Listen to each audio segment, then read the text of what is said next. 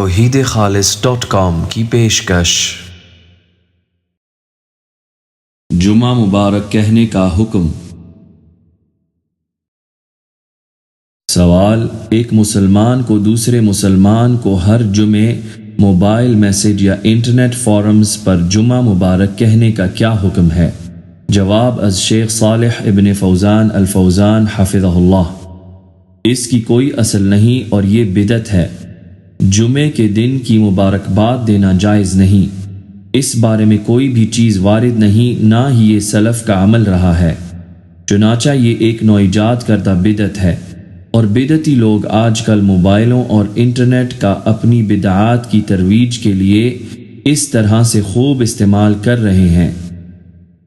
مصدر: شیخ کی official web site سے فتویٰ، حکم التہنیۃ بقول جمعہ مبارکہ یوم الجمعہ۔